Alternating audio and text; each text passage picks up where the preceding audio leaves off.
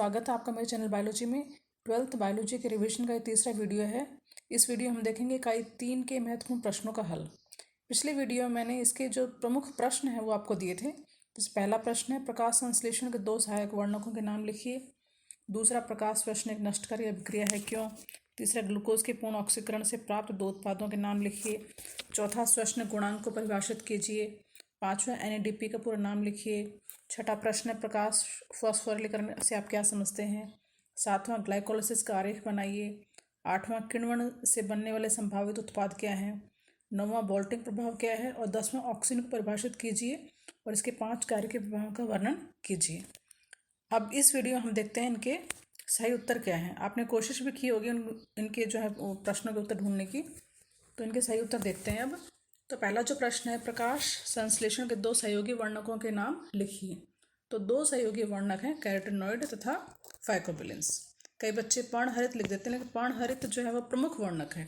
जो सहयोगी वर्णक हैं वो हैं कैरोटीनॉइड्स और फाइकोबिलेंस। दूसरा प्रश्न है, प्रकाश श्वसन एक नष्टकारी अभिक्रिया है, क्यों। तो इसका उत्तर है, क्योंकि इस क्रिया में भोजन पदार्थ श्वसन क्रिया के समान विघटित होता है, परंतु इसमें ऊर्जा मुक्त नहीं होती, इसलिए इसे नष्टकारी अभिक्रिया कहते हैं। तीसरा प्रश्न है, ग्लूकोज के पूर्ण ऑक्सीकरण से प्राप्त 2 उत्पादों के नाम लिखिए। तो बहुत ही आसान प्रश्न, आपको पता है कि ग्लूकोज का जब पूर्ण ऑक्सीकरण हो जाता है तो उससे CO2 और जल ही बनते हैं, मतलब कार्बन डाइऑक्साइड और जल बनते हैं। तो ये इसका उत्तर है। चौथा प्रश्न, श्वसन गुणांक को परिभाषित कीजिए। तो श्वसन गुणांक क्या है। श्वसन क्रिया में मुक्त होने वाली कार्बन डाइऑक्साइड एवं प्रयुक्त होने वाली ऑक्सीजन के आयतनों का अनुपात श्वसन गुणांक कहलाता है। इसको हमें सूत्र की सहायता से भी लिखना है।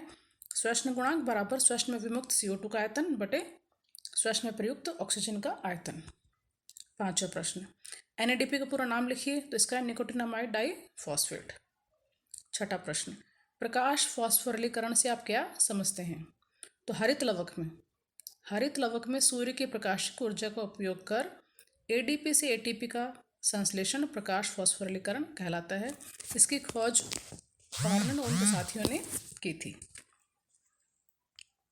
सातवां प्रश्न, ग्लाइकोलाइसिस का आरेख बनाइए। तो ये प्रश्न भी आता है कई बार। तो ग्लाइकोलाइसिस क्या है। तो ग्लाइकोलाइसिस जो है कोशिका द्रव में होने वाली क्रिया है, और इस दौरान ग्लूकोज के एक अणु का जैव रासायनिक अभिक्रियाओं द्वारा विघटन हो जाता है और वो 2 पायरुविक अम्ल में जो है वो बट जाता है। ये पूरी क्रिया के 3 पद हैं। पहला है ग्लूकोज का फॉस्फोरिलीकरण, दूसरा फॉस्फोरिलीकृत ग्लूकोज अणु का फॉस्फोग्लिसराइड में परिवर्तन, और तीसरा है पायरुविक अम्ल के 2 अणुओं का निर्माण।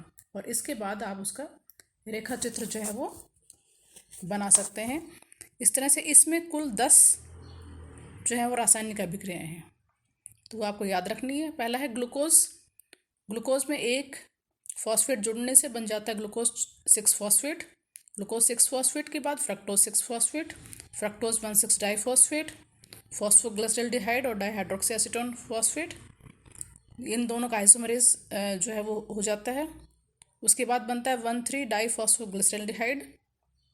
उसके बाद 1,3 डाइफॉस्फोग्लिसरिक अम्ल, 3 फॉस्फोग्लिसरिक अम्ल, 2 फॉस्फोग्लिसरिक अम्ल, फॉस्फोइनोल पायरुविक अम्ल, और लास्ट में पायरुविक अम्ल के 2 अणु। तो ये रेखा चित्र जो है ये इंपॉर्टेंट है, आप सबको ये रेखा चित्र याद करना है, क्योंकि ग्लाइकोलाइसिस पर कई बार बोर्ड में प्रश्न आता है। आठवां प्रश्न, किण्वन से बनने वाले संभावित उत्पाद क्या हैं। तो किण्वन से कई तरह के उत्पाद बन सकते हैं। इथिल अल्कोहल है, लैक्टिक अम्ल है, एसिटिक अम्ल है और ब्यूटेरिक अम्ल है। किण्वन जो है अधिकांशतः जीवाणुओं में होने वाली क्रिया है, और ये बिना ऑक्सीजन के जब ग्लूकोज का अपघटन होता है तब उसे हम किण्वन कहते हैं। 9वां प्रश्न, बोल्टिंग प्रभाव क्या है। तो जिबरेलिन हार्मोन का उपचार करके आनुवांशिक रूप से बौने पौधों को लंबा करने की क्रिया बोल्टिंग प्रभाव कहलाती है। तो जैसे आनुवांशिक रूप से बौने पौधे, जैसे पत्ता गोभी है, उस पर अगर हम जिबरेलिन हार्मोन का छिड़काव करते हैं तो वो बहुत अधिक लंबा हो जाता है। 10वां प्रश्न, ऑक्सिन को परिभाषित कीजिए, इसके 5 कार्य के प्रभावों का वर्णन कीजिए। तो ऑक्सिन आपको पता है कि पादप हार्मोन है, और ये पौधों में वृद्धि को प्रेरित करता है। तो और भी हार्मोन है आपके सिलेबस में, ऑक्सिन है, जिबरेलिन है, साइटोकाइन है। तो ये सब जो हैं आपको इनके प्रभाव जो हैं याद करने हैं। तो इसके 5 कार्य के प्रभाव हम देख सकते हैं। पहला, शीर्ष प्रभाविता या शीर्षाक्ष प्रमुखता, मतलब ऑक्सिन के प्रभाव से शीर्ष की लंबाई जो है वो बढ़ती है या पौधा जो है वो लंबा होता है। लेकिन अगर शीर्ष को काट दिया जाए तो फिर उसमें शाखाएं जो हैं वो निकलने लग जाती हैं। और क्योंकि यह शीर्ष को प्रभावी रखता है इसलिए इसे शीर्ष प्रभाविता, मतलब जब तक उसका शीर्ष जो है वो नहीं काटते हम तब तक उसका लंबाई बढ़ती रहती है, इसे हम शीर्ष प्रभाविता भी कहते हैं। दूसरा है कोशिका दीर्घीकरण। कोशिका दीर्घीकरण का अर्थ है इसके प्रभाव से कोशिकाओं की लंबाई भी बढ़ती है और कोशिकाएं अगर बड़ी होंगी तो फिर पादप की जो है वृद्धि होगी। तीसरा है जड़ों का संभारण, मतलब इसके प्रभाव से जड़ें जो हैं वो जल्दी निकलती हैं। जैसे गुलाब है, बोगनविला है, नींबू, संतरा, उनकी अगर हम कलम लगाते हैं और कलम लगाने से पहले अगर उस पर ऑक्सीजन का उपचार कर देते हैं तो उसमें जल्दी ही जड़ें जो हैं वो निकल जाती हैं। चौथा है अनिषेक फलन। ऑक्सिन हार्मोन अनिषेक फलन को भी प्रेरित करता है, मतलब इसकी सहायता से या इसके छिड़काव करके हम बीज रहित फल भी प्राप्त कर सकते हैं, जैसे संतरा है, नींबू, तरबूज है, बैंगन है, अंगूर आदि में। पांचवा है फसली पौधों के गिरने से बचाव। तो इसके प्रभाव से पौधे जो हैं वो दुर्बल नहीं होते और जल्दी जो है वो नहीं गिरते, नहीं मुरझाते। तो इस तरह से कुल मिलाकर ये ऑक्सिन हार्मोन जो है पादपों के लिए बहुत फ़ायदेमंद है। अब ये जो मैंने आपको प्रश्न बताए, ये जो प्रश्न जो है आपके प्रश्न, ये अति लघु में भी आ सकते हैं, लघु में भी आ सकते हैं, निबंधात्मक में भी आ सकते हैं। तो आपको ये देखना है कि हमारा प्रश्न जो है वो किस में है। अगर वो अति लघु में है तो उस हिसाब से हमें उसका 1 या 2 लाइनों में उत्तर लिखना है। अगर वो लघु है तो हम उसको थोड़ा सा जो है वो विस्तार से लिखना है।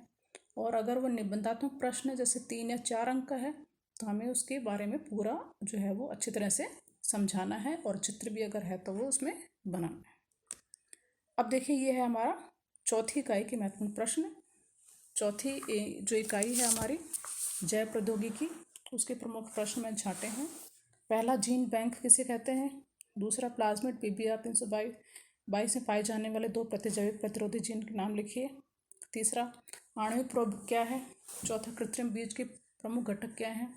पांचवा, बीटी जीन किस जीवाणु में पाई जाती है। छठा, प्लाज्मिड की तुलना में जीवाणुभोज एक बेहतर वाहक है, इस कथन की पुष्टि कीजिए। सातवां, जैविक चिप से अब क्या तात्पर्य है, इसके 2 उपयोग बताइए। आठवां, जीन स्थानांतरण की माइक्रो इंजेक्शन विधि का सचित्र समझाइए। नौवां, फिंगरप्रिंटिंग क्या है, इसके उपयोग लिखिए। 10वां, पराजीनी पादप क्या है, 3 उपयोग लिखिए। तो ये है हमारी चौथी इकाई के महत्वपूर्ण प्रश्न।